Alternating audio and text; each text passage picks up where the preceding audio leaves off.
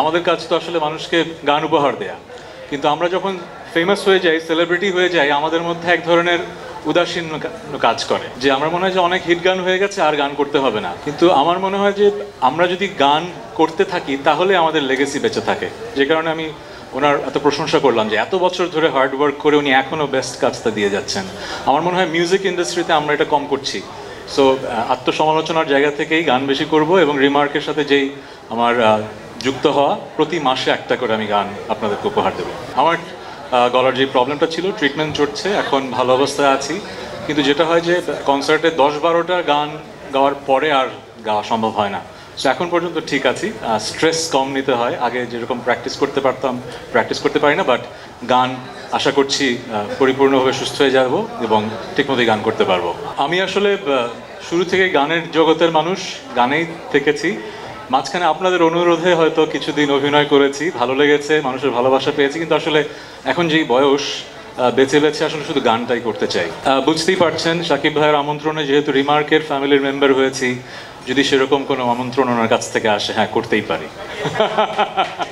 না, সিনেমা নিয়ে পরিকল্পনা নেই।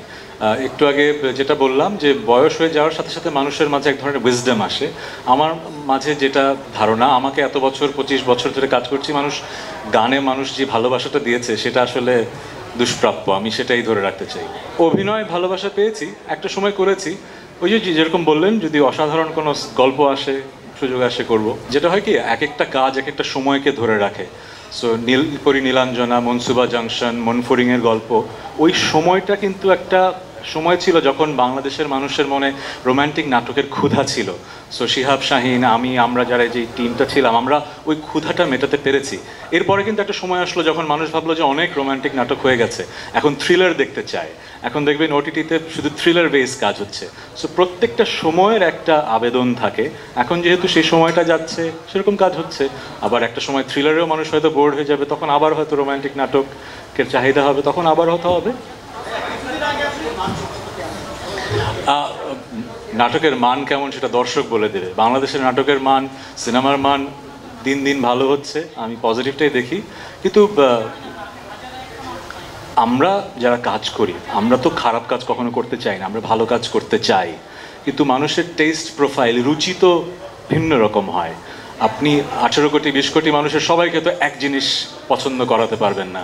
যেরকম গত পরশুদিন আমার একটা গান রিলিজ পেয়েছে, গানটার নাম হচ্ছে ভুলে যাব। যে কোম্পানিটা গানটা প্রডিউস করেছে তারা গ্লোবাল স্ট্যান্ডার্ডে করতে চেয়েছে বলে ল্যাটিন আমেরিকার একজন ডিরেক্টরকে, স্বনামধন্য ডিরেক্টরকে হায়ার করেছে। হলিউড হিলসে একটা ম্যানশনে ভিডিও করা হয়েছে, অসাধারণ ভিডিও হয়েছে। কিন্তু আমার যারা একদম রোম্যান্টিক স্যাড গান শুনে অভ্যস্ত, তারা বলছেন যে এই ধরনের গান আপনি কেন করলেন। কিন্তু আবার অনেক মানুষ বলছে যে ওয়াও, এরকম ওয়ার্ল্ড ক্লাস একটা গান এবং ভিডিও আপনি করলেন। সো আমরা আসলে ভালো খারাপ কি সেটা জাজমেন্ট দেওয়ার মানুষ না, আমরা সৃষ্টিশীল মানুষ, আমরা সৃষ্টি করব।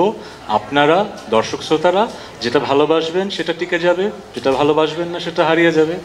খুবই ভালো, খুবই ভালো। এবং যারা গানটা করেছে, প্রডিউস করেছে, কাইনেটিক মিউজিক এবং মুজা এবং সঞ্জয়, খুবই talented young artist. I am very grateful যে গানটা রিলিজ পেয়েছে। আমরা যে যার ফিল্ডে কাজ করি, সে যদি তার কাজটা ঠিকমতো করি, সেটাই তো দেশপ্রেম, তাই না? আমার যেটা মনে হয়, আমরা গান করি, আমরা গানটা যেন সুস্থভাবে করতে পারি, গানের মাধ্যমেই যেন আমরা প্রতিবাদ এবং দেশপ্রেমের কথা বলতে পারি, সেটাই আমাদের কাজ।